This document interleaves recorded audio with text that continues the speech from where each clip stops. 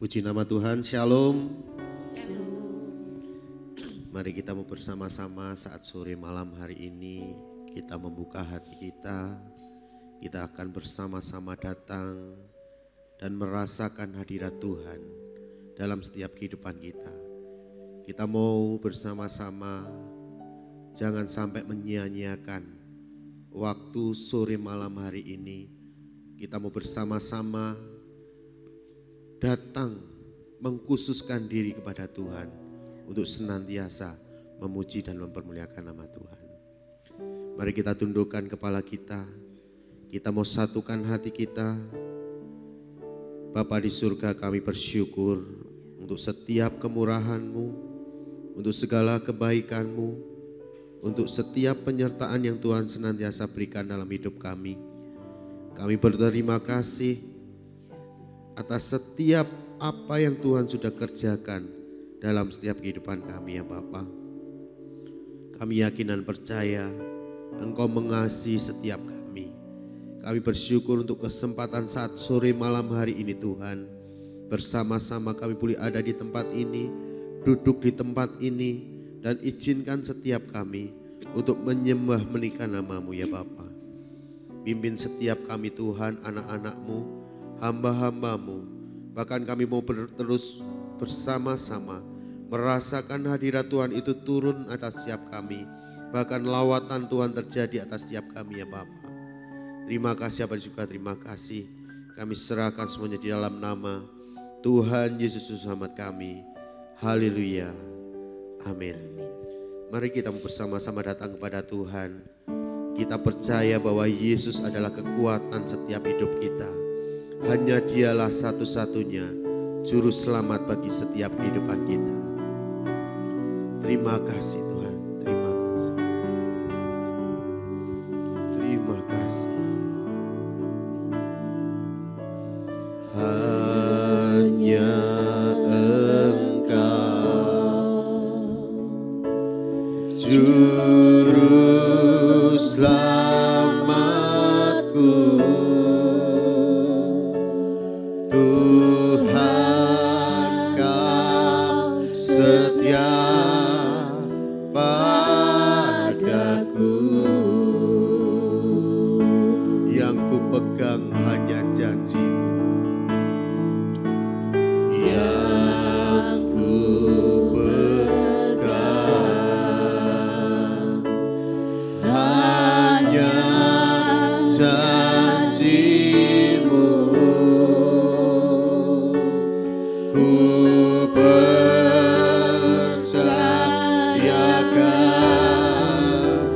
hidupku. Ku sembah Kau Allahku, Bapa dan sahabatku.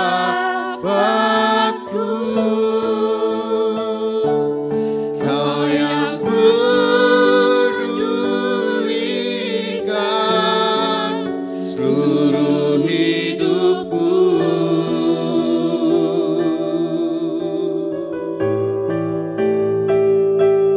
Walau lewati lembah,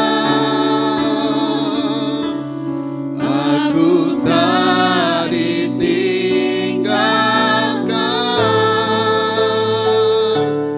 Yesus kekuatan di hidupku. Kita mau kembali katakan, hanya Engkau juru selamatku. Hanya Engkau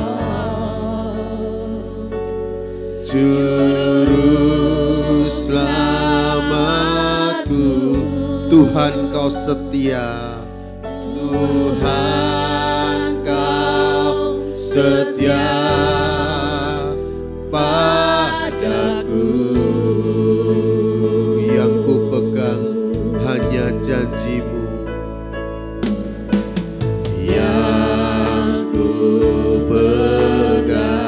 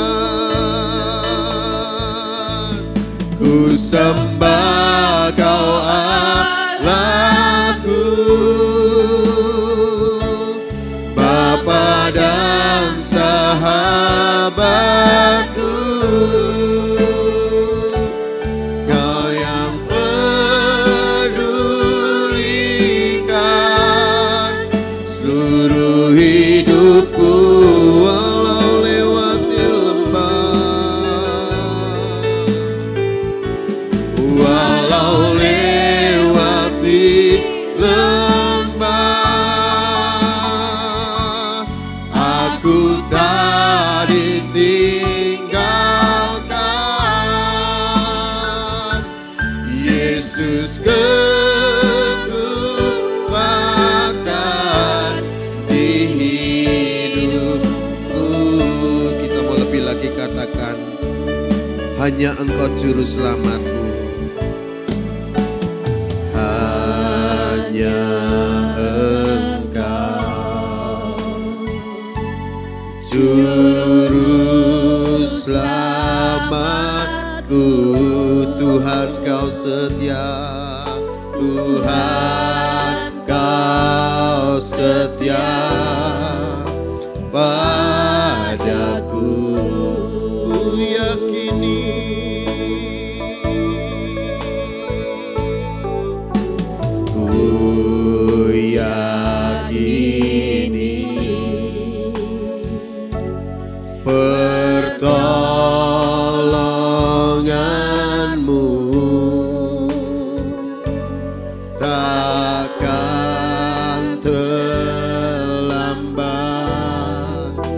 bagiku. Ku sembah Engkau Tuhan, ku sembah Kau Allahku, Bapa dan sahabatku. Kau yang pedulikan seluruh hidupku, walau lewati lembah, walau lewati lembah, aku tak ditinggalkan. Yesus kekuatan di hidupku. Ku sembah Kau Allahku, ku sembah Kau Allahku, Bapa dan sahabatku. Kau yang pedulikan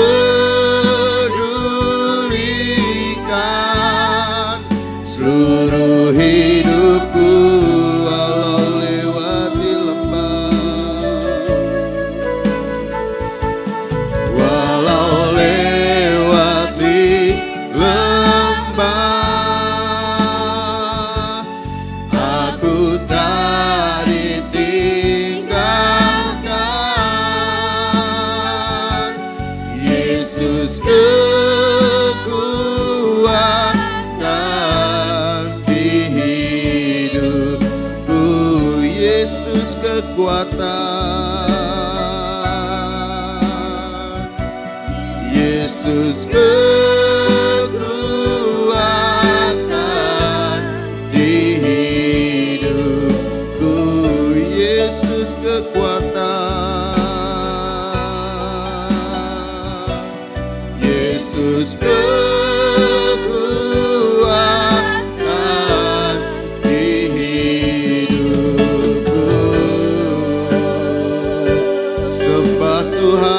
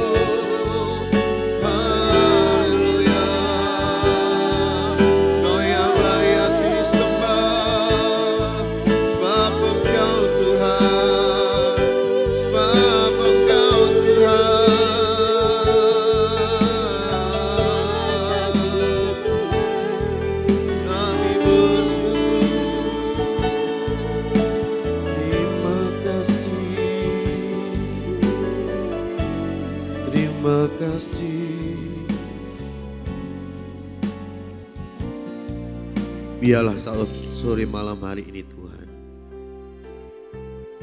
kami boleh bersama-sama mensyukuri atas setiap kemurahan yang Kau berikan dalam hidup kami. Kami percaya rancangan Tuhan adalah rancangan yang indah. Engkau mengerti apa yang menjadi keperluan setiap kami. Izinkan setiap kami untuk menyenangkan hati-Mu saat sore malam hari ini dengan setiap pujian dan penyembahan yang boleh kami persembahkan. Terima kasih.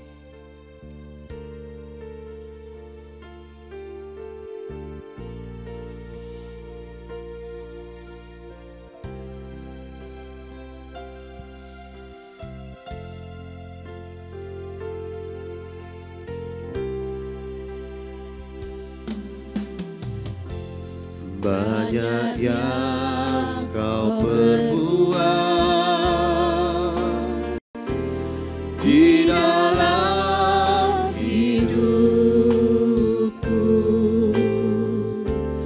rancangan indahmu terjadi di hidupku. Bapa yang mengerti segala yang ku perlu, kasih-Mu sempurna nyata dalam hidupku. Ku bersyukur Bapa, ku bersyukur Tuhan buat kasih setia-Mu di dalam hidupku. Ku bersyukur, ku bersyukur, ku bersyukur Bapa, ku bersyukur Tuhan buat kasih setia-Mu di dalam hidupku. Ku bersyukur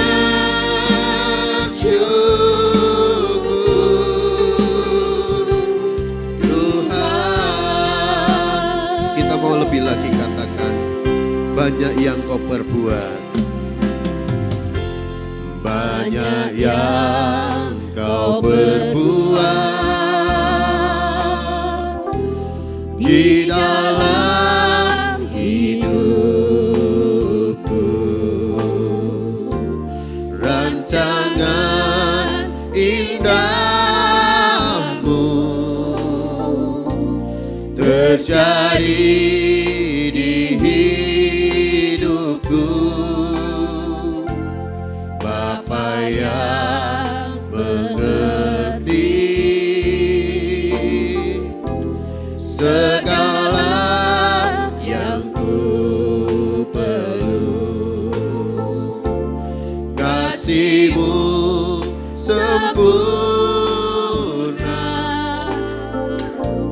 nyata dalam hidupku. Ku bersyukur Bapa, ku bersyukur Tuhan buat kasih setia-Mu di dalam hidupku. Ku bersyukur,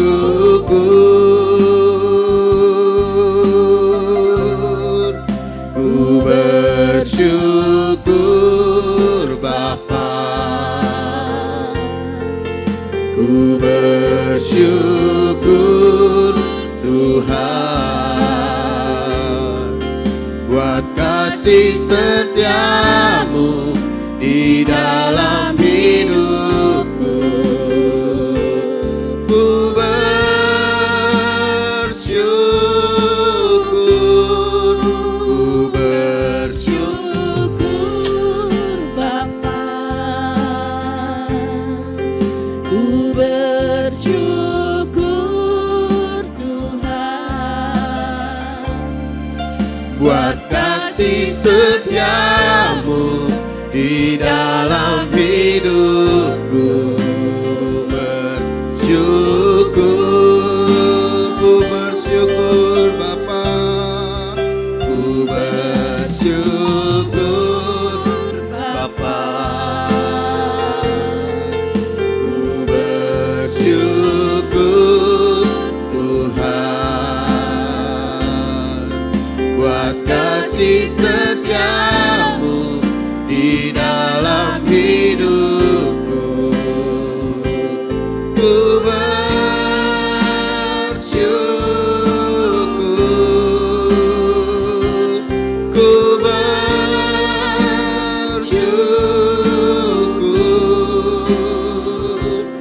ku bersyukur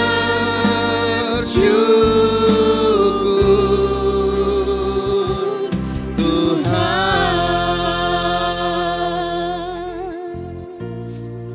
Puji nama Tuhan, kita patut bersyukur bahwa setiap kasih Tuhan itu setia dalam hidup kita. Mari kita mau bersama-sama sebentar akan memberikan korban persembahan kita. Saya mengundang untuk petugas kolektan yang bertugas pada malam hari ini. Dan nanti dengan kasih Kristus, Ibu Diah akan berdoa untuk persembahan yang akan dijalankan. Haleluya. Bapa, kami mengucap syukur ya Bapa pada kesempatan sore hari ini ya Bapa, kami boleh berkumpul bersama-sama di tempat ini. Kami memuji, menyembah dan memuliakan nama-Mu. Semua ini karena kasih dan anugerah-Mu ya Bapa. Dan kami percaya Engkau hadir di tengah-tengah kami Bapa, melawat setiap kami melalui pujian penyembahan kami.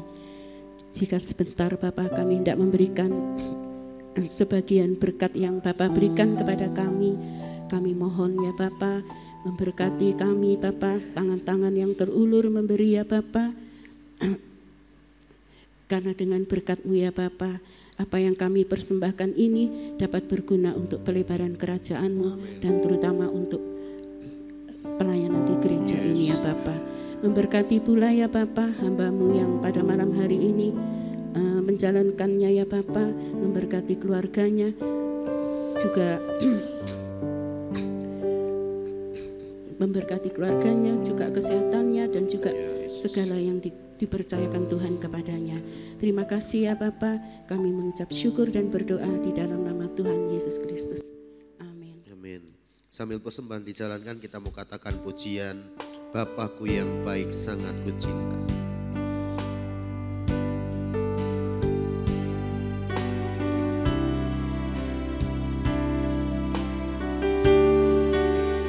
Memandang wajah-Mu, rasakan kasih-Mu,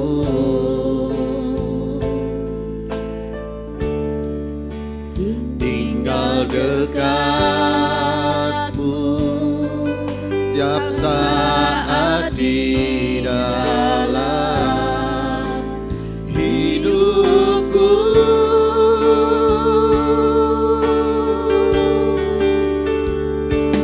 Bapakku yang baik, sangat ku cinta,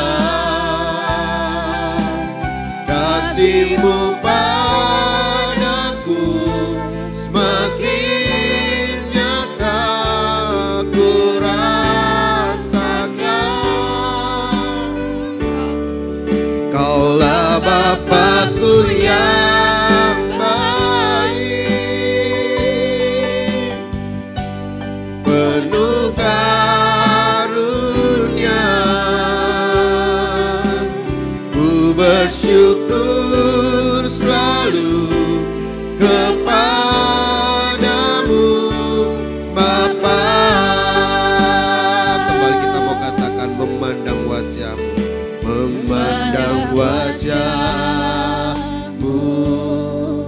rasakan kasih-Mu, tinggal dekatmu, tinggal dekatmu setiap saat di dalam hidupku.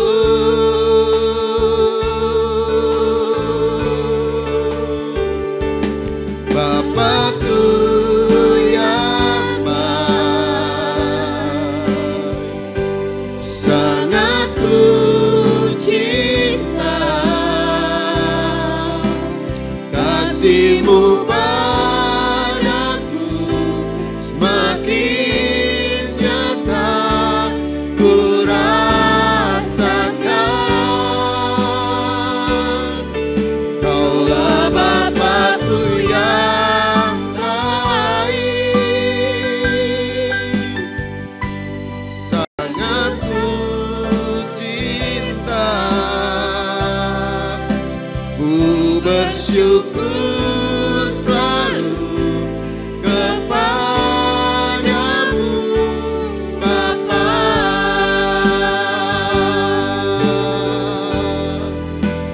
Ku bersyukur selalu kepadamu Bapa.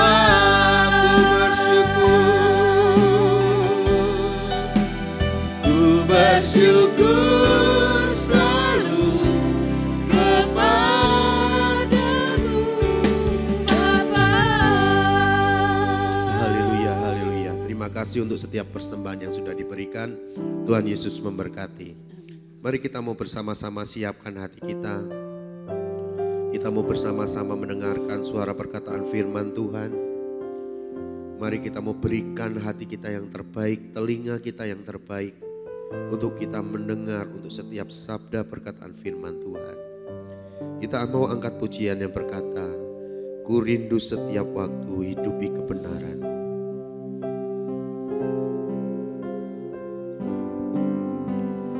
Ku rindu setiap waktu hidupi kebenaran-Mu,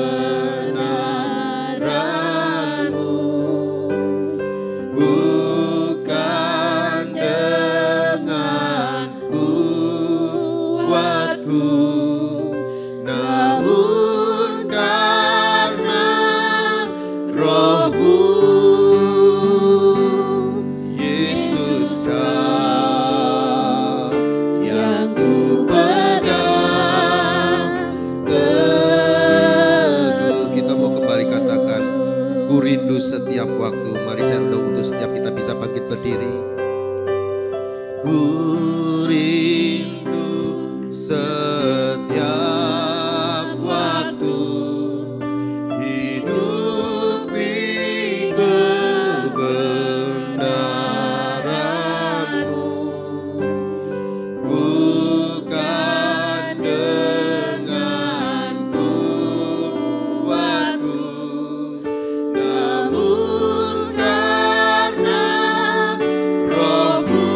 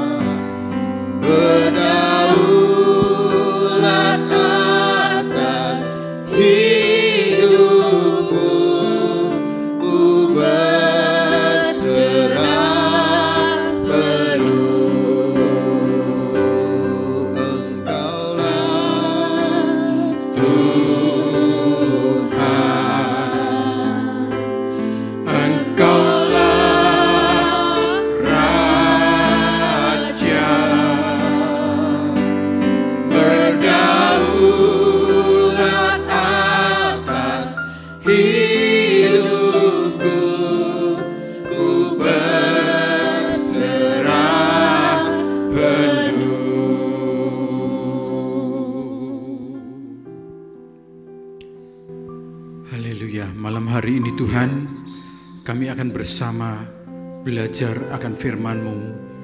Engkaulah Raja kami, Engkaulah Tuhan kami, Engkaulah Allah Roh Kudus pengajar kami. Dan biarlah apa yang akan Engkau nyatakan, biarlah itu boleh membentuk setiap hidup kami untuk lebih naik level, untuk lebih bersungguh-sungguh lagi iring kepada Engkau. Ubah sikap hati kami, ubah jalan pikiran kami, ubah mindset kami, sehingga menjadi benar di hadapan-Mu. Engkau memberkati Tuhan seluruh jemaat yang ada. Bila kami semakin mengerti rencana-Mu dalam kehidupan kami, semakin kami bertambah serius, sungguh-sungguh iring kepada Engkau. Memberkati Tuhan setiap yang ada di sini. Bila kami, Engkau beri telinga seorang murid, sehingga kami boleh dengar-dengaran akan firman-Mu. Kami sambut firman-Mu ini, Engkau urapi setiap kami. Kami serahkan semuanya di dalam nama Tuhan Yesus Kristus. Haleluya. Amin. Puji nama Tuhan. Terima kasih. Shalom Bapak Ibu Saudara sekalian. Selamat kita bertemu kembali. Mari kita bersama-sama belajar akan firman Tuhan malam hari ini. Minggu lalu saya diberi tugas oleh Bapak Arif. Tiba-tiba kemudian saya terlintas di pikiran saya, judulnya saya akan sampaikan, yaitu siap tidak siap harus siap.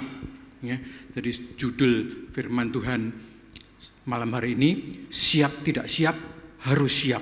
Itu merupakan peringatan baik bagi saya pribadi, saya percaya juga bagi kita semua.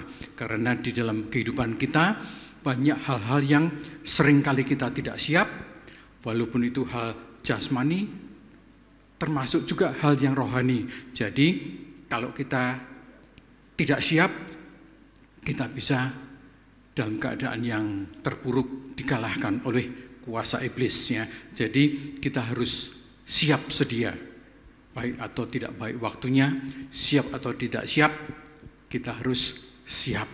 Amin Bapak Ibu. Banyak hal yang kita hadapi, hal-hal yang kita harus atau dipaksa siap.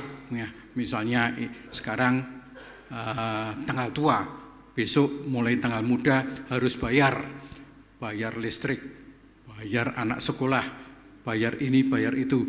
Kadang-kadang ada orang yang tidak siap. Ya. Tetapi siap tidak siap, mereka yang harus terima bayaran, PLN, bayar listrik, tidak mau tahu, ya, kamu punya uang sudah siap atau tidak, kamu harus bayar. Ya. Juga hal yang rohani seperti itu juga, siap harus siap, kita harus hadapi. Kalau hal rohani seringkali kita dihadapkan tidak bisa diundur, ya, tidak bisa ditunda. Kalau hal yang jasmani belum bisa bayar, bisa ditunda, paling-paling denda, ya. Bayar SPP, besok ujian tidak siap, bisa tidak lulus, bisa mengulang. Ya. Tetapi dalam hal rohani banyak hal yang tidak bisa diulang. Ya. Jadi kita harus menghadapi dunia ini. Banyak hamba Tuhan yang mengatakan dunia ini semakin hari semakin sulit, ya, semakin sulit. Ada hamba Tuhan yang mengatakan tahun ini 2025 tahun resesi, tahun sulit cari uang, cari penghasilan, ekonomi sulit, apa-apa sulit. Ya. Tetapi saya ketemu hamba Tuhan yang lain mengatakan bagi anak Tuhan tahun ini adalah tahun emas, tahun berkat, tahun kelimpahan. Bapak Ibu pilih yang mana? Tahun berkat, ya, tahun emas tahun ini. Jadi jangan mengimani hal-hal yang sulit, karena Tuhan tidak menyediakan bagi anak Tuhan segala sesuatu menjadi sulit. Puji Tuhan, ya. Jadi kita harus sadar, kita harus berjaga-jaga setiap saat. Kita akan baca satu ayat di dalam 1 Petrus 5 ayat 8. 1 Petrus 5 ayat 8. Bisa ditayangkan.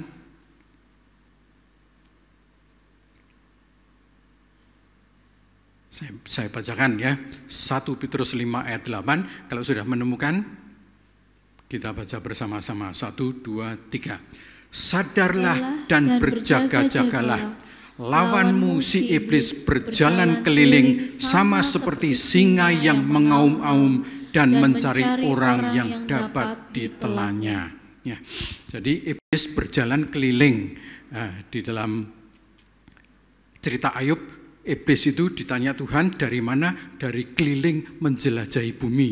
Nah, kita tahu dan percaya bahwa iblis pun sampai sekarang masih keliling, masih menjelajah bumi, masih mencari orang yang bisa ditelannya. Nah, senjata iblis yaitu mulut, karena mengaum-aum ya. Jadi mengaum-aum siapa yang bisa ditelannya, siapa yang bisa disesatkannya, siapa yang bisa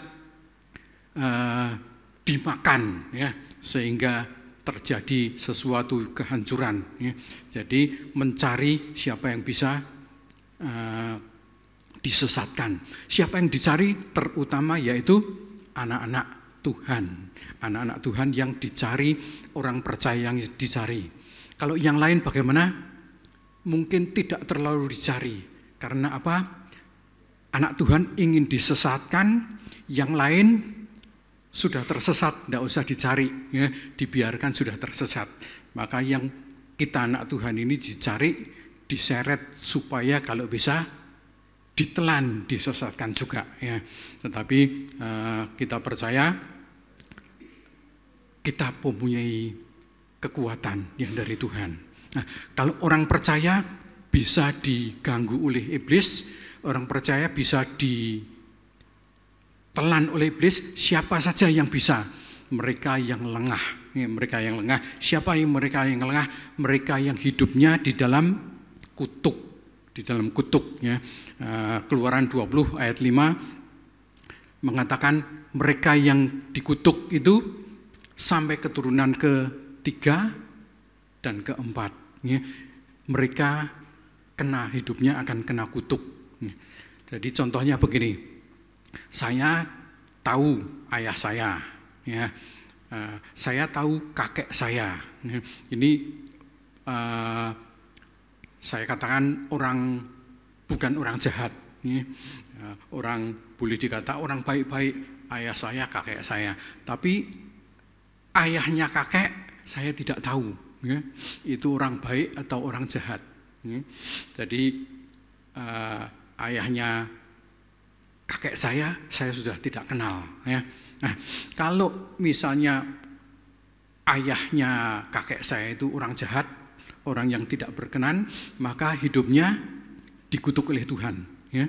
Nah, dikutuk itu nurun, ayah saya dikutuk, saya juga dikutuk. Sampai keturunan ke-4, bahkan anak saya juga dikutuk. Karena firman Tuhan mengatakan dikutuk sampai keturunan ke-3 sampai ke-4. Ya. Jadi misalnya ayahnya kakek saya itu orang yang pencuri. Nanti nurun, ayah saya cenderung mencuri, saya cenderung mencuri, anak saya cenderung mencuri. Ayahnya kakek penjinah, ayah saya cenderung jadi penjinah, saya cenderung jadi penjinah, sampai anak saya juga cenderung menjadi penjinah. Kalau saya tidak melepaskan atau memutuskan kutuk, mulai dari saya, anak saya terkutuk cenderung penjinah, cucu saya, cicit saya, terus turun ke-3, terus ke-4-nya. Jadi kita tahu bahwa kutuk itu menurun. Bagaimana caranya supaya kutuk itu berhenti? Kita putuskan dalam nama Tuhan. Ya, kita minta kekuatan dari Tuhan, dan itu bisa kutuk itu bisa berhenti. Ya. Jadi kalau hidup kita terkutuk, cepat-cepat kalau kita tahu kita dalam keturunan orang terkutuk, cepat-cepat kita lepas dari kutuk itu. Siapa saja yang bisa disesatkan oleh iblis, yaitu tentu saja mereka yang dikuasai oleh iblis. Banyak anak Tuhan yang datang ke gereja, yang sudah beribadah, yang tubuhnya ada di dalam ruang gereja, tetapi hidupnya masih dikuasai roh jahat. Ya, jadi hati-hati Bapak Ibu, iblis tidak takut masuk ruang gereja. Ya, jadi bisa juga anak-anak Tuhan yang di dalam ruang gereja, tapi hidupnya masih dikuasai roh jahat. Itu yang bisa ditelan oleh iblis. Ya. Ada lain lagi, siapa yang bisa disesatkan, ditelan oleh iblis? Mereka yang terbelenggu oleh dosa. Ya. Nah, terbelenggu, mereka main kuasa gelap, mereka percaya kepada kuasa gelap, artinya mereka buka celah sendiri, buka celah dikuasai iblis, walaupun beribadah, walaupun masuk gereja. Ya. Jadi itu tidak menjamin. Kalau membuka celah, maka itulah orang-orang yang bisa ditelan oleh iblis. Ya. Sebenarnya kita anak-anak Tuhan, seringkali kita doa, Tuhan bungkus saya, tutup bungkus saya dengan kuasa darah-Mu. Ya, seharusnya anak Tuhan itu dibungkus, ya, dibungkus seperti kubah. Ada hamba Tuhan yang mendapat penglihatan, anak Tuhan itu sebenarnya ditutupi seperti kubah.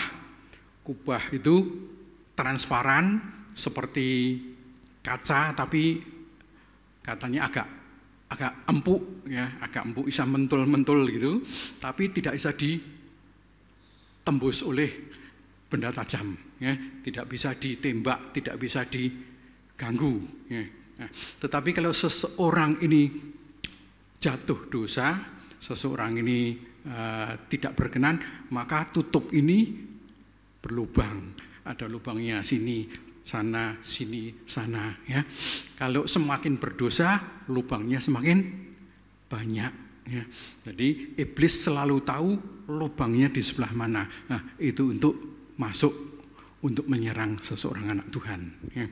Kadang-kadang anak Tuhan minta dibungkus, ternyata bungkusnya cuma atas, sampai kita injek ini ya, setengah bulatan, setengah lingkaran.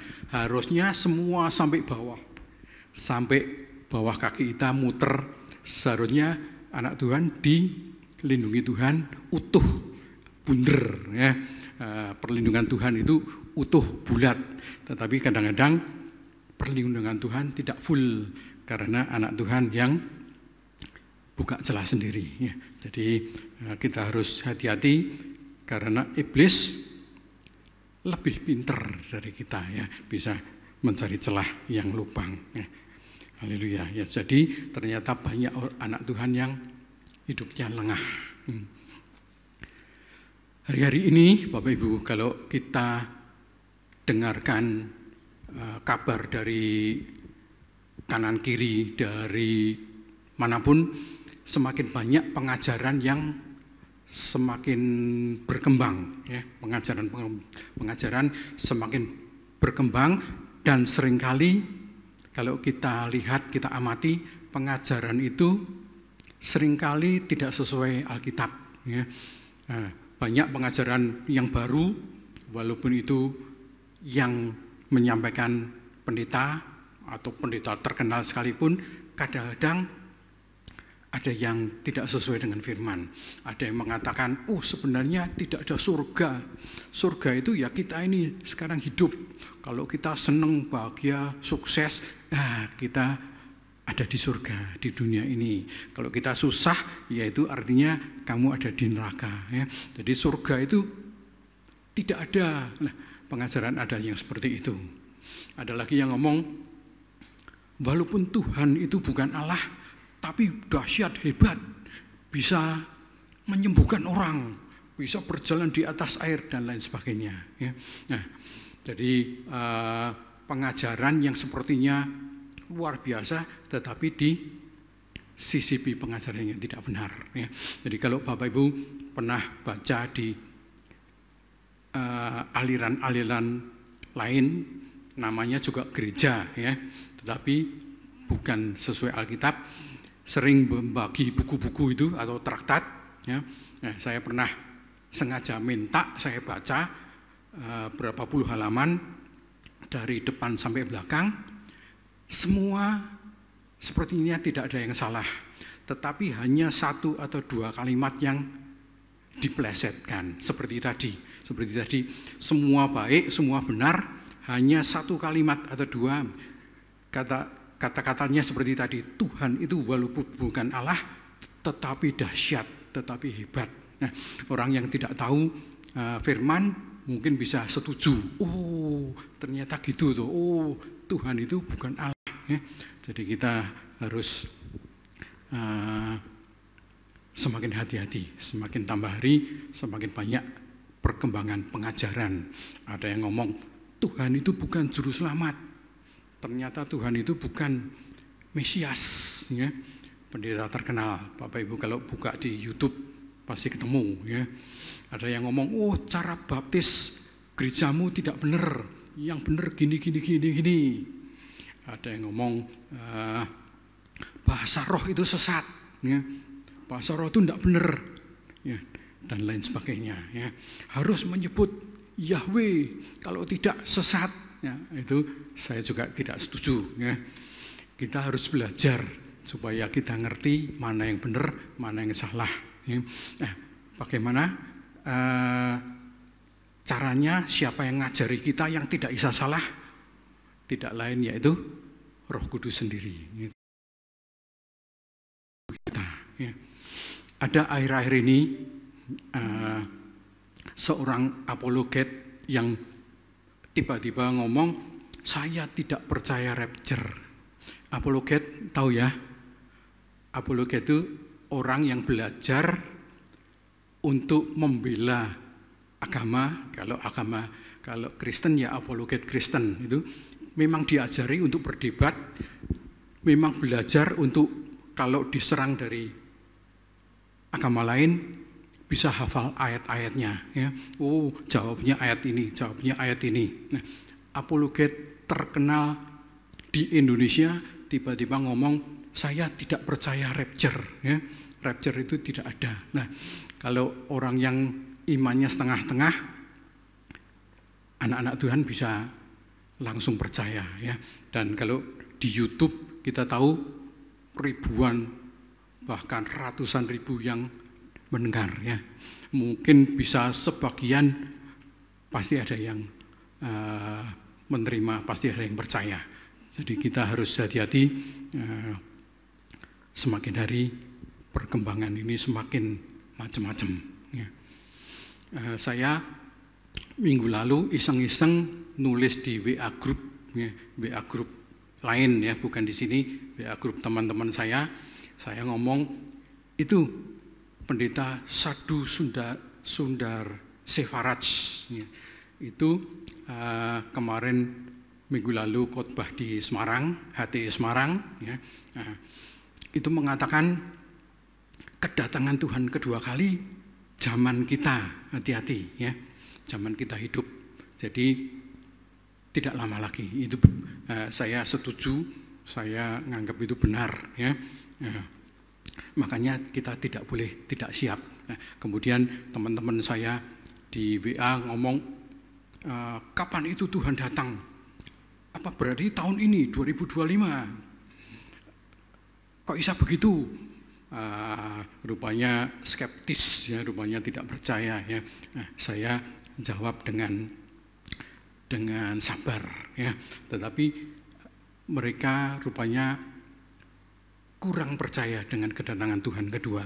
Mereka ngomong, oh kalau gitu ya sudah, pokoknya kita hidup ini baik-baik saja, berbuat baik, pokoknya apapun kita jadi orang baik. Saya jawab lagi, baik tidak cukup, kita harus jadi apa? Benar ya. Tidak cukup untuk jadi orang baik, kita harus jadi orang benar, karena kebenaran hanya di dalam Tuhan Yesus. Ya. Jadi di luar Tuhan Yesus tidak ada kebenaran. Ya. Jadi kita harus ngerti yang benar yang mana. Ya. Jadi Sadhu Sundar Sefaraj ini ahli di dalam eskatologi atau akhir zaman ya, mengenai akhir zaman. Nah, Sadhu Sundar Sevaras ini beliau mengajarkan bahwa rapture itu terjadi post tribulation, setelah aniaya. Ya, ada gereja yang ngomong sebelum aniaya rapture, ada yang pada waktu aniaya rapture. Nah, kalau Pak Sadhu Sevaras ini ngomong post, artinya setelah aniaya besar baru rapture. Tetapi kita tidak usah bingung, ya, kita tidak usah mana yang benar, mana yang salah. Mereka masing-masing punya ayat pendukung, ya. Jadi kita tetap tidak tahu, tapi yang terpenting kita siap, ya. Mau itu sebelum, mau itu pas tribulation atau setelah, enggak apa-apa, pokoknya kapanpun, siap atau tidak siap, harus siap. Tapi yang ini harus sudah siap, ya. Jadi jangan sampai kita ketinggalan, ya. Puji Tuhan, ya.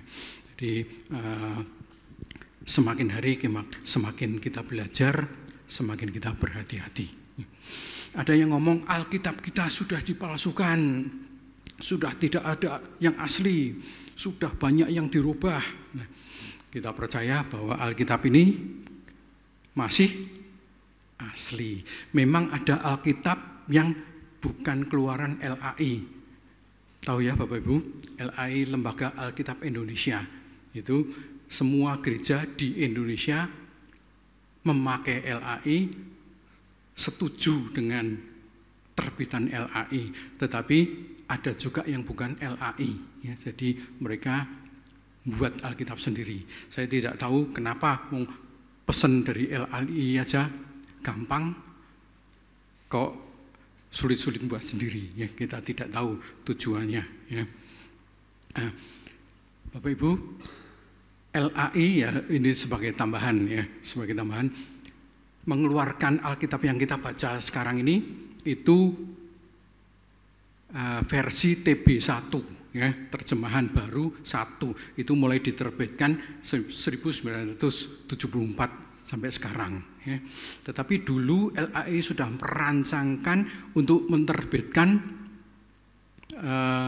versi yang lebih baru lagi, yaitu TB2. Kalau yang sekarang ini termasuk yang di handphone itu TB1, terjemahan baru pertama. Tetapi kemudian ada yang TB2, Bapak Ibu jangan bingung, itu dari LAI resmi, ya. Itu diterbitkan 2023 kemarin, 2 tahun yang lalu, ya. Jadi itu asli, bukan sesat, ya. Tapi ada kata-kata yang diperbarui saja, tapi artinya sama, ya, artinya sama. Jadi misalnya jangan engkau khawatir, yang dahulu jangan engkau khawatir.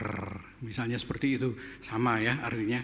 Jadi tidak ada perbedaan, tidak usah risau, haleluya, ya. Jadi di dalam kehidupan kita anak-anak Tuhan ternyata banyak yang tidak sesuai rencana Tuhan. Tuhan ingin menjadikan kamu sebagai ini, tapi banyak yang meleset. Kenapa meleset? Karena tidak sungguh-sungguh berharap penuh kepada Tuhan, ya. Nah, anak-anak Tuhan dirancang untuk menjadi merdeka, menjadi pemenang, diberkati, sukses, sehat, tapi di dalam kehidupan nyata banyak yang tidak sesuai, ya. Nah, di dalam kehidupan kita bergereja atau kita menjadi anak Tuhan, kita selalu dihadapkan dengan yang namanya peperangan rohani, ya. Nah, Bapak Ibu, kita lebih sering kalau dengar peperangan rohani itu apa? Lebih sering berdoa, dengarnya nengking-nengking, ya, puasa. Jadi cuma berkisar itu, ya. Sebenarnya peperangan rohani lebih dari itu, ya, lebih dari itu, dan seringkali lebih dahsyat dampaknya sering lebih benar atau lebih baik. Ya. Jadi biasanya kita, termasuk kita di sini, taunya perang rohani yaitu ya, peperangan rohani itu. Kita baca di dalam Efesus 6 ayat 11, bisa minta tolong Rosa. Efesus 6 ayat 11.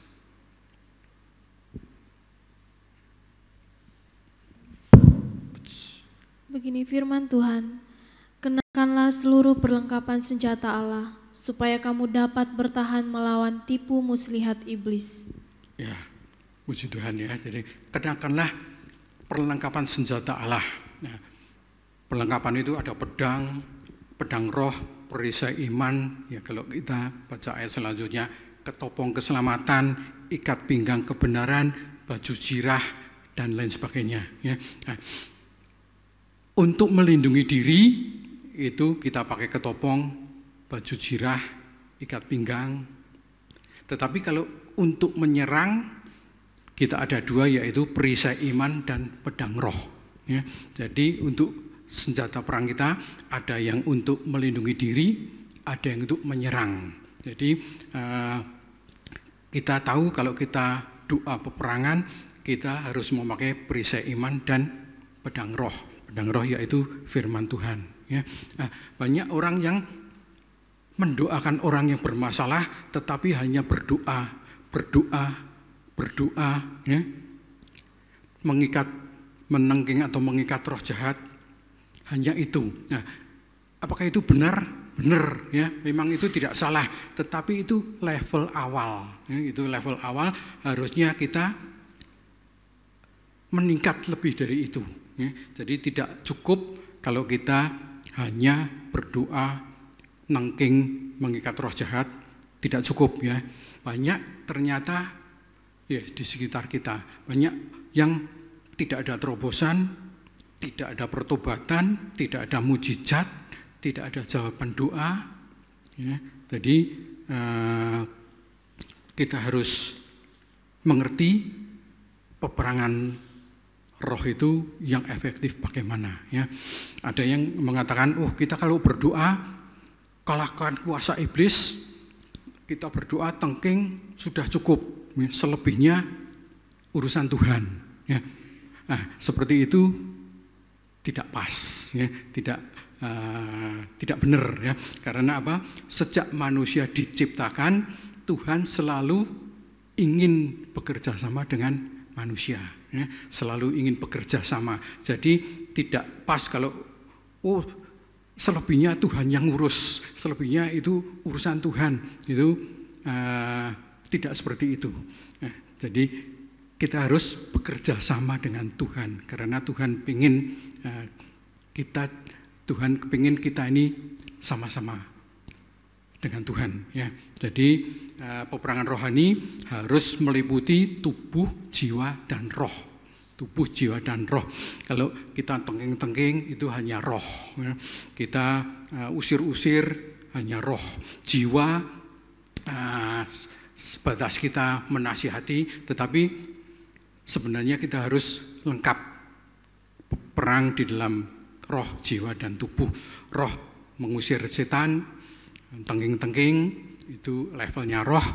Kalau jiwa kita harus dengan hikmat, kalau tubuh kita harus dengan pengetahuan, ya, dengan pengetahuan. Jadi kita semua harus tahu. Saya percaya Bapak Ibu di sini semua adalah dipersiapkan untuk perang. Semua yang ada di sini adalah tentara perang, ya, tentara perang. Amin Bapak Ibu. Semua adalah tentara perang. Ya. Jadi apa tujuan atau kewajibannya tentara perang? Tujuannya yaitu untuk menyerang musuh, melindungi diri sendiri, dan melindungi orang lain. Ya. Jadi tujuan tentara Allah yaitu menyerang musuh, yaitu iblis, melindungi sendiri, dan melindungi orang lain. Semua kita punya senjata rohani. Dan senjata rohani yang Tuhan berikan kepada kita sudah lengkap. Ya, semuanya ada, tetapi kadang-kadang kita tidak sadar bahwa kita punya, tapi cara memakainya bagaimana. kita tidak tahu caranya mempergunakan, tidak sadar, oh ternyata saya punya ini, saya punya itu, saya punya yang ini yang dahsyat. Senjata peperangan rohani tidak hanya doa, tidak hanya nengking kuasa gelap, tetapi yang pertama yaitu kasih. Dengan kasih. Roh jahat bisa menggoda kita, mempengaruhi orang percaya. Roh jahat bisa menggoda kita, tetapi tidak bisa menggoda kasih. Kalau kita punya kasih, roh jahat tidak berkuasa menggoda kita. Jadi kasih itu powerful, ya. Kasih itu dahsyat, tidak bisa dilawan oleh iblis. Jadi kalau kita mengasihi seseorang, iblis tidak bisa ganggu kasih itu, karena kasih itu dari Tuhan, ya. Kasih itu bisa merobohkan benteng-benteng belenggu seseorang, ya. Jadi kita harus tahu cara untuk mendoakan orang, misalnya, ya. Tidak hanya manusia saja, kalau binatang dikasihi pun bisa pulih, ya, bisa terobati. Ada contoh dulu seekor anjing yang disiksa oleh pemiliknya, dirantai, diikat, diletakkan di hutan, berhari-hari tidak diberi makan. Nah, anjing ini kelaparan, kurus, tapi belum mati, ya, tidak mati-mati. Kemudian ada yang kasihan, mau dipegang, berontak, ya. Tetapi pelan-pelan disuntik, dibawa pulang, dilus-lus, dibersihkan, diberi makan, lama-lama pulih, ya. Lama-lama pulih. Nah, Bapak Ibu, kalau anjing saja bisa, lebih-lebih manusia lebih bisa, ya. Nah, manusia bisa dengan kasih akan memulihkan orang itu. Jadi tidak harus melalui doa tengking-tengking, tetapi orang yang bermasalah bisa kita kasihi, kita beri kasih, mereka akan dipulihkan. Ada orang yang kalau didoakan tumpang tangan misalnya, hampir selalu manifestasi, ya, teriak-teriak seperti rebah kejang-kejang, ya. Kalau orang itu didoakan selalu gitu, artinya apa? Artinya masih dikuasai roh jahat, ya. Jadi orang itu belum lepas, ya. Nah, orang seperti ini harus dikasihi, kita rangkul, kita beri nasihat terus, pasti dengan kuasa Roh Kudus pasti dipulihkan, ya. Jadi kasih itu sangat berkuasa, kasih itu akan melepaskan dari kuasa roh jahat, ya. Kemudian senjata selanjutnya, apa senjata perang kita yang lain, yaitu pengampunan, ya. Yang kedua, pengampunan, ya. Memang ada roh jahat yang tidak bisa diusir, ya, di dalam hidup seseorang, ya.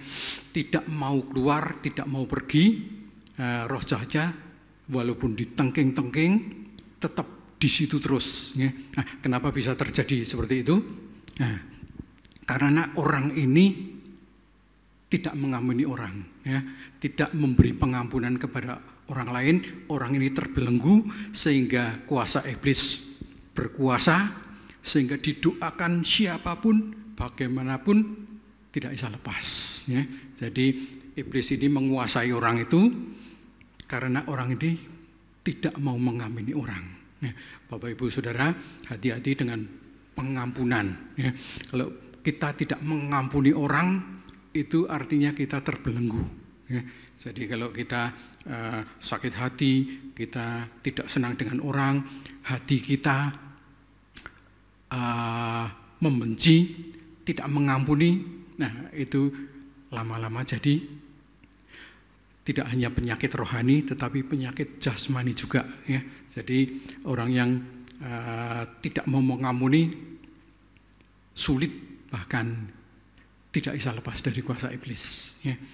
Tuhan juga ngomong, ampunilah, maka kamu akan diampuni.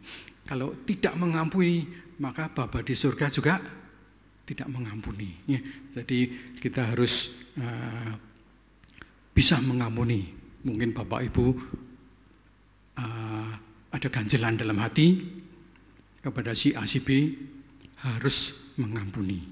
Ya, harus mengampuni. Tidak bisa ditawar. Ya, tidak bisa ditawar. Ya.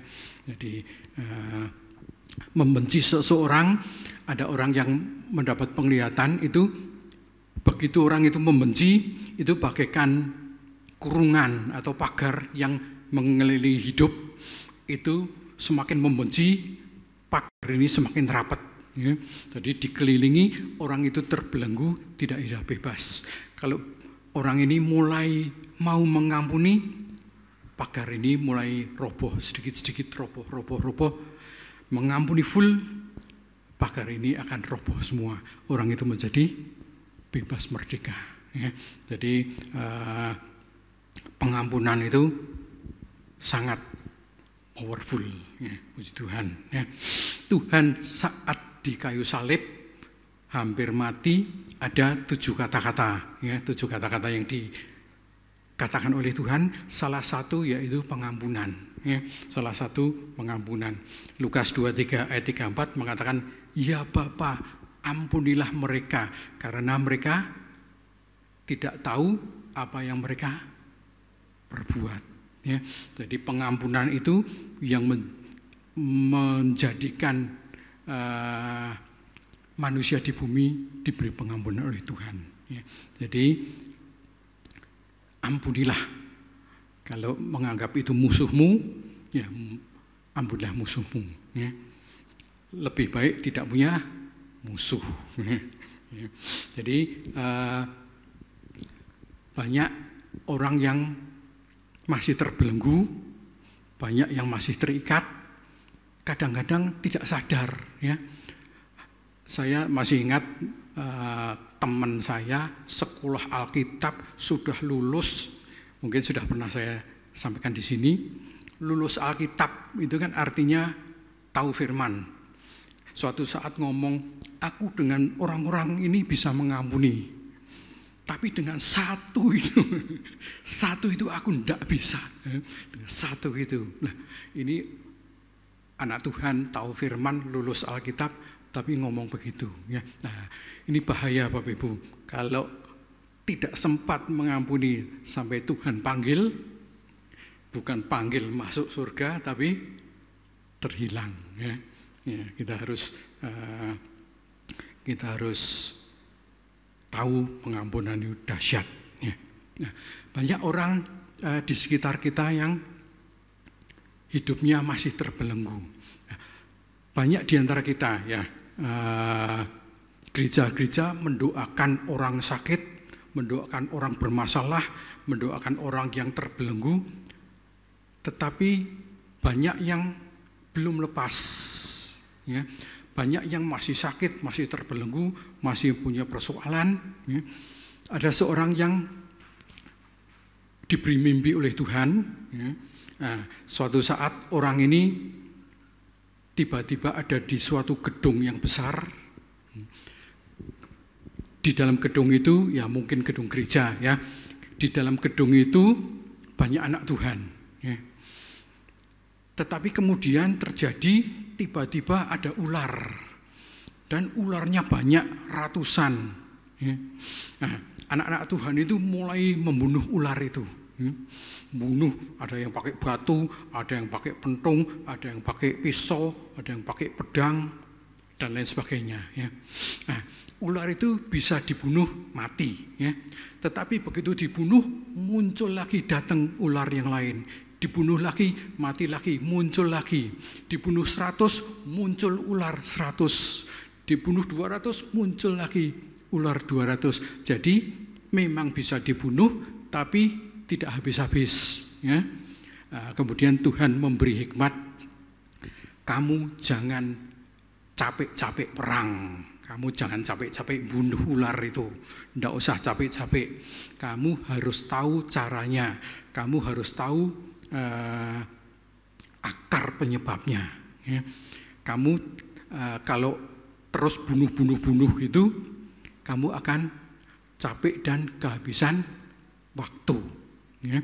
Seharusnya kamu ditetapkan Tuhan untuk berkarya yang lain, mengerjakan yang lain, tetapi kamu fokus hanya bunuh ular itu terus.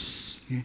Nah, hikmat dari Tuhan, ternyata orang banyak itu mencari penyebabnya. Ternyata di dalam gereja ada lubang, ya, lubang untuk jalan masuk ular. Nah, setelah itu lubang itu ditutup, ularnya berhenti, ularnya hilang. Ya. Nah, artinya apa? Semua ular memang bisa dibunuh. Ya. Kuasa gelap bisa dikalahkan. Ya. Tetapi kalau kita fokus hanya itu, kita bisa kehabisan waktu. Ya. Jadi kalau kita berperang kepada sesuatu masalah, kita harus tahu akar penyebabnya. Jangan asal berperang, tetapi tidak efektif. Kadang-kadang orang konseling dengan seseorang, ya, dengan hamba Tuhan. Nah, kadang-kadang hamba Tuhan setelah dengar keluhan-keluhan dari orang yang minta konseling ini, kadang-kadang hanya menjawab atau mengeluarkan kata-kata 1-2 kalimat saja, ya, kata-kata hikmat, kata-kata nasihat. Nah, ternyata orang itu dinasihati hanya kalimat pendek, langsung ngerti, langsung pulih, ya, tanpa didoakan. Ya. Jadi kita tahu bahwa ternyata kata-kata hikmat itu juga bisa menyembuhkan. Ya. Jadi tidak harus, oh kamu bermasalah ini, yuk kita berdoa, Ya. Belum tentu menyelesaikan masalah. Ya. Jadi kalau masalahnya apa, kita harus tahu titik permasalahannya, itu sangat efektif. Ya. Kemudian senjata yang lain di dalam peperangan yaitu perkataan yang lemah lembut. Ya. Perkataan yang lemah lembut. Ya. Perkataan lemah lembut ini firman Tuhan mengatakan bisa meredakan kegeraman, ya, bisa bisa meredakan kemarahan. Jadi kalau kita bertikai dengan seseorang, kalau kamu kata-katanya keras, dia juga akan semakin keras. Ya. Kalau kita lembut, biasanya kemarahan itu menjadi reda. Ya. Ada contoh di dalam Alkitab, kita masih ingat ketika Nabal menggunting bulu domba, dombanya banyak, Nabal ini orang kaya, kemudian pegawai-pegawainya diberi pesta, ya, diadakan pesta karena itu merupakan hari yang besar, hari yang luar biasa. Biasa orang kaya menggunting bulu domba, pesta besar, ya. Kemudian Daud yang tinggal di dekat itu minta kepada Nabal, tolong ini anak buahku mbok dikasih roti, mungkin dikasih nasi, mbok dikasih minum. Tetapi Nabal jawabnya, siapa kamu? Aku tidak kenal kamu. Dah pergi kamu. Banyak orang yang ngaku-ngaku, banyak orang yang tidak jujur. Ya, kira-kira jawabnya seperti itu. Kemudian Daud geram, Daud marah. Daud mengatakan, aku akan bunuh laki-laki seluruh yang ada di rumah Nabal. Semua akan aku bunuh, dari tua sampai muda. Yuk kita berangkat. Daud mengajak 400 bawahannya, ya, naik kuda menuju rumah Nabal, sudah siap untuk membunuh. Tetapi ternyata istrinya yang bijaksana, namanya Abigail, ya, itu tahu, ini Nabal memaki-maki Daud. Wah, hati-hati, ya. Dah, saya akan minta maaf. Yuk cepat sediakan roti kismis, anggur, makanan-makanan yang lain, menyongsong Daud yang datang dengan rombongan itu. Kemudian setelah tahu Daud mendekat, turunlah Nabal dari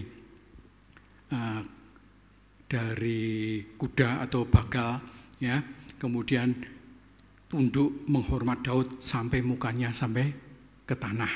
Ya. Jadi Abigail ini minta maaf, minta ampun, dan kemarahan Daud menjadi reda. Ya.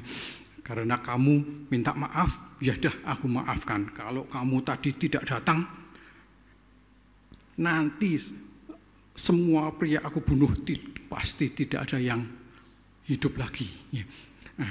Ternyata Nabal ini lemah lembut, berhikmat, bisa meredakan kemarahan Daud.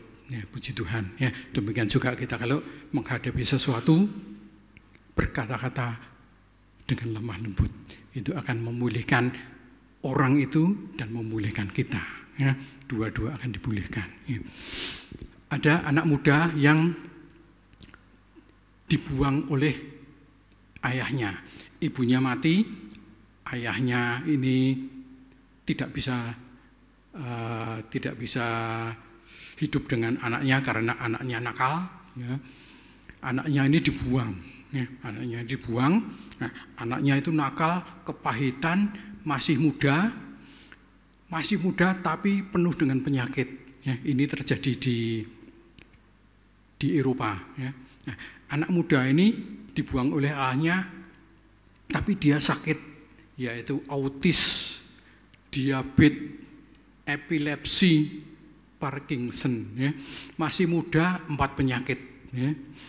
Penyakit ini kan penyakit serius semua, penyakit yang tidak ringan. Ya. Dia sakitnya parah, ayahnya membuang, semakin sakit hati. Kemudian ada yang merasa iba, kasihan, lalu diasuh oleh seseorang, diasuh, dikasih makan, diupeni, ya, disayang, dibelai, disayangi terus, ternyata sembuh dalam 3 bulan. Ya. Jadi kita tahu bahwa perkataan lemah lembut bisa menyembuhkan, ya, masalah-masalah. Ya. Jadi perkataan lemah lembut itu pun termasuk senjata perang. Ya. Jadi apa yang iblis serang, rencanakan untuk mengacau balaukan, kita punya senjata. Antara lain lemah lembut. Kalau kita bisa menangkis, itu pun termasuk senjata perang kita. Ya. Kemudian senjata perang kita yang lain yaitu pengetahuan atau pengajaran yang benar. Ya. Pengajaran yang benar. Ya. Rumah tangga bisa ribut, cekcok, ya, bisa bertengkar, tetapi dengan perkataan hikmat, tetap dengan perkataan yang bisa menasehati, bisa diredakan, ya, bisa diredakan. Ya. Jadi tidak harus konseling itu suami istri misalnya datang bertengkar, tidak harus ditumpang tangan doa puasa, belum pasti begitu. Ya. Nah, titik permasalahannya apa? Ya, kita beri kata-kata pengetahuan. Ya. Jadi cara berpikir suami istri bisa sepakat, ya, kita kan janji nikah kan tahu suka duka tidak akan berpisah, ya, dan lain sebagainya. Ya. Jadi harus sinkron antara suami dan istri. Jadi dari kata-kata konselor, ya, dari kata-kata nasihat, oh kamu suami dan istri itu memang beda, ya, laki dan perempuan itu memang beda. Cara berpikirnya beda. Biasanya kalau laki kalau ngomong, oh kalau saya pikir begini-begini. Tapi kalau perempuan, kalau saya rasa begini-begini. Ya. Kalau laki saya pikir begini, kalau perempuan ngomong, saya rasa begini. Jadi kebanyakan pria itu pakai pikiran, wanita pakai perasaan. Ya. Jadi memang beda. Kenapa kok beda? Karena memang bahan dasarnya beda, ya. Laki dan perempuan itu beda. Ya, kita beri pengertian. Ya. Karena wanita itu biasa mikirnya dengan hati, dengan perasaan, maka lebih banyak yang cemburu itu. Pria apa wanita? Wanita, ya. Lebih banyak wanita yang cemburu. Ya. Mungkin sejak Adam dan Hawa itu sudah ada cemburu. Ya. Mungkin Bapak Ibu pernah dengar ceritanya, tapi jangan dicari di Alkitab ya, tidak ada ya. Pada suatu saat, karena Hawa ini cemburu dengan Adam, kemudian suatu saat Adam disuruh rebahan, kemudian Hawa megang-megang dada. Ternyata dia megang tulang rusuk. Tujuannya apa? Ngitung tulang rusuk. Kenapa kok dihitung? Dia ngomong, wah jangan-jangan Tuhan nyiptakan perempuan lain dari tulang rusukmu. Aku cemburu. Nah, ternyata cemburu itu katanya sejak Adam dan Hawa. Ya. Jadi kalau kita tahu, bahannya lain, cara berpikirnya lain, maka dari itu dipersatukan Tuhan, ya, sehingga menjadi suatu kesatuan yang indah. Ya. Kemudian yang senjata terakhir yaitu hikmat. Ya. Senjata terakhir, dengan kata-kata hikmat bisa memulihkan banyak orang. Ya. Di dalam firman mengatakan, sebab bagi Allah tidak ada yang mustahil. Orang hafal dengan ayat ini, ya, dengan ayat ini di dalam Lukas 1 ayat 37. Oh ya, Allah ya tidak mustahil, ya karena Allah itu ya tidak ada yang mustahil. Tapi ada ayat lain yang mengatakan bagi orang percaya pun tidak ada yang mustahil. Markus 9 ayat 23, ya. Tidak ada hal yang mustahil bagi orang yang percaya. Berarti bagi Allah tidak ada yang mustahil, bagi kita juga tidak ada yang mustahil. Ya, jadi kata-kata hikmat ini kita tahu kita di dalam Tuhan, kita selalu punya jalan keluar. Ya, jadi pasti Tuhan menolong. Ya. Kata-kata hikmat itu berlawanan dengan kata-kata negatif, ya, kata-kata yang tidak membangun. Banyak anak Tuhan yang terlontar kata-katanya tidak sadar, ternyata itu negatif. Itu sangat merugikan. Banyak yang kata-kata yang kita tertanam sejak dahulu. Misalnya, alon-alon asal kelakon. Ya. Pokoknya kita mau kerjakan apa-apa, tidak usah cepat-cepat. Ya. Nanti kan terjadi, ya. Nanti kan kelakon. Nah, santai-santai saja. Nah, itu kita mindset kita dibentuk seperti itu sehingga kita negatif, ya, mengerjakan apa-apa alon-alon wae, tidak usah cepet-cepetan, ya. Ada juga yang seperti rohani tetapi tidak benar. Bapak Ibu ingat lagu biar saya miskin di sini tapi kaya di surga. Belum pernah dengar ya? Ada kata-kata rohani, ya, lagu rohani, kata-katanya dulu sering dinyanyikan, biar saya miskin di sini, tapi kaya di surga. Nah, kata-kata ini apa benar?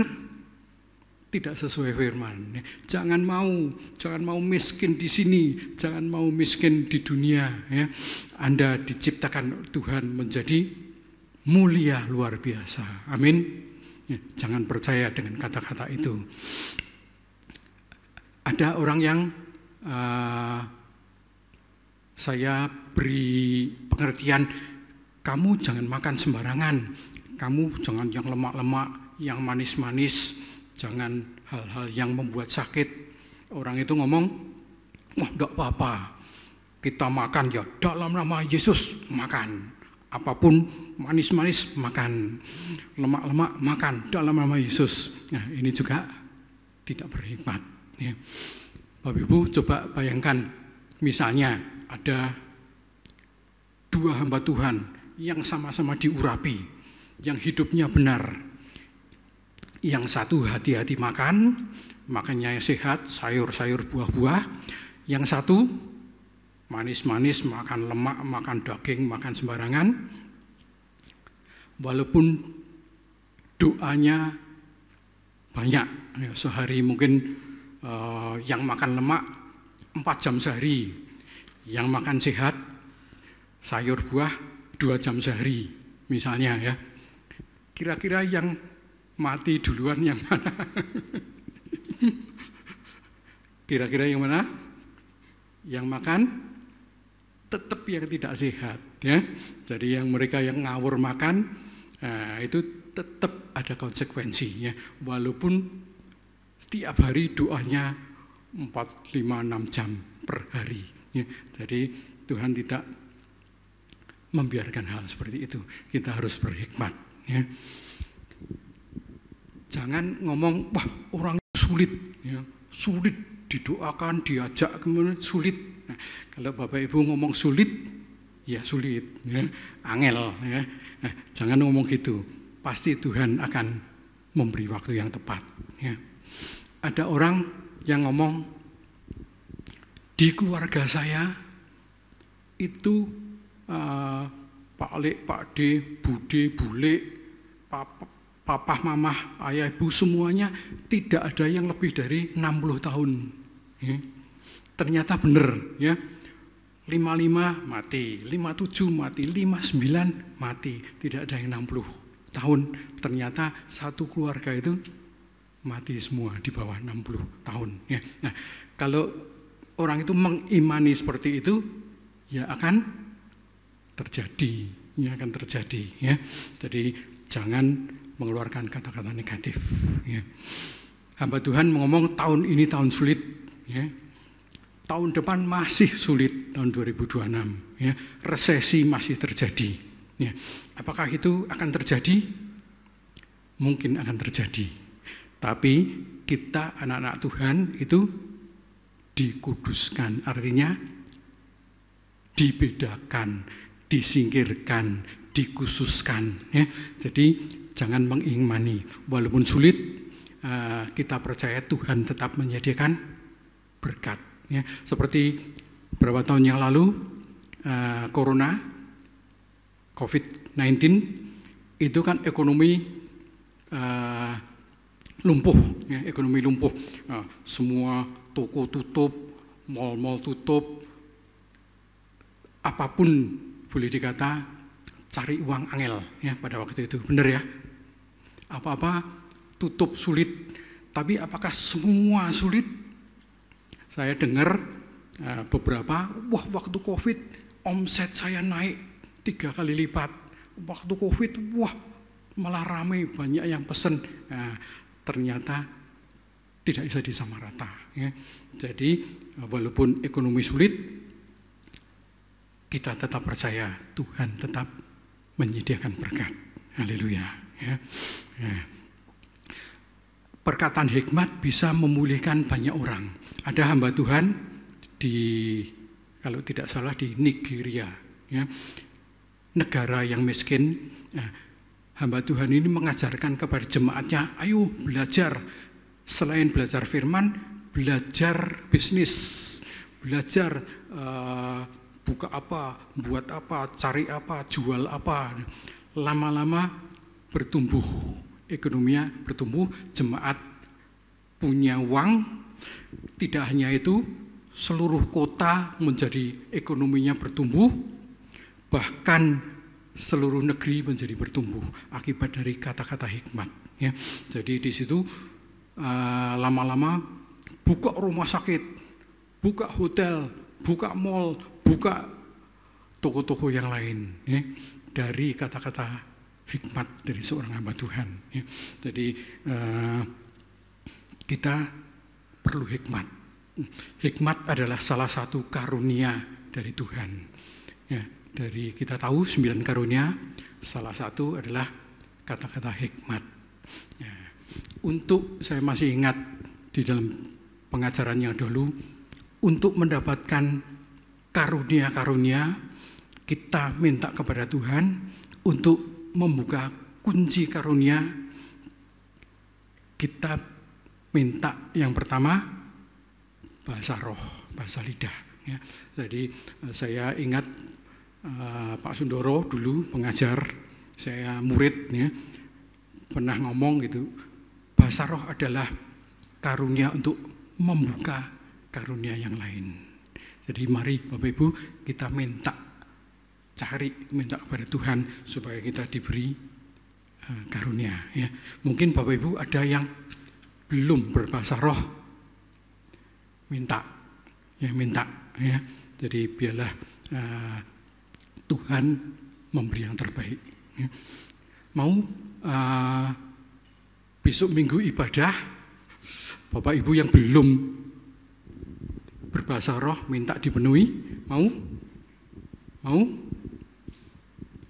Ada yang apa semua sudah, puji Tuhan? Ada? Nah, sebenarnya Bapak Ibu jawabnya jangan besok minggu, sekarang juga, ya. Sekarang juga, ya. Bapak Ibu kalau rindu sungguh-sungguh tidak usah nunggu besok, ya. Tidak usah nunggu pas ibadah. Tuhan tetap menyediakan setiap waktu hal yang terbaik. Haleluya, puji Tuhan. Kiranya Tuhan Yesus memberkati dan kita semakin mengerti untuk cara-cara berperang sesuai dengan rencana Tuhan. Haleluya. Saya kembalikan kepada Bapak Arif.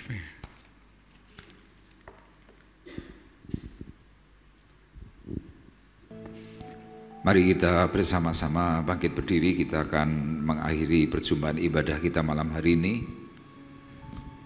Kami bersyukur Tuhan untuk anugerah kasih, untuk anugerah pertolongan, anugerah yang baik yang melimpah bagi kami. Sebelum kami berpisah Tuhan, kami juga berdoa untuk anak kami Sefanya, supaya Engkau menolong secara khusus di bagian matanya Tuhan, supaya syaraf-syarafnya, apapun yang menjadi gangguan di dalam sistem jasmaninya secara khusus untuk mata, Engkau yang berdaulat, Engkau yang menjamah dan Engkau yang menolong dan memulihkannya dalam nama Yesus. Kami percaya Engkau akan memakai perawat, dokter maupun obat-obat yang dikonsumsi menjadi berkat. Dan kami mohon Tuhan supaya Engkau beri kemudahan di dalam perawatan Sefanya, sehingga Sefanya boleh menjadi seorang anak yang bertumbuh, yang penuh dengan kasih karunia, dan dia boleh menjadi berkat bagi keluarga, mempermuliakan nama Tuhan dengan segala keajaibannya. Terima kasih, dan sebentar kami akan berpisah. Kami mohon Tuhan supaya kami tetap memiliki semangat yang terus baru, secara khusus dalam kami berdoa, secara khusus dalam kami menyembah. Pertemukan kami kembali esok hari Sabtu dalam doa penyembahan, dan dalam ibadah raya hari Minggu tanggal 2 Maret, Tuhan menolong dan memberkati kami semuanya. Dan tiba saatnya Tuhan, sekarang kami mengangkat tangan kami, mengangkat hati kami di hadapan Tuhan. Sidang jemaat Tuhan terkasih, marilah kita bersama-sama pulang dengan membawa berkat, damai sejahtera Allah Bapa di sorga. Pulanglah dengan membawa kasih karunia Tuhan Yesus Kristus. Di dalam persekutuan Roh Kudus, Tuhan memberkati kita semuanya, mulai dari malam hari ini sampai Maranatha datang yang kedua kali. Dalam berkat nama Tuhan Yesus Kristus, kami berdoa dan mengucapkan syukur kami. Kita semua yang diberkati oleh Tuhan bersama-sama berkata, amin. Selamat pulang, Tuhan memberkati kita semuanya.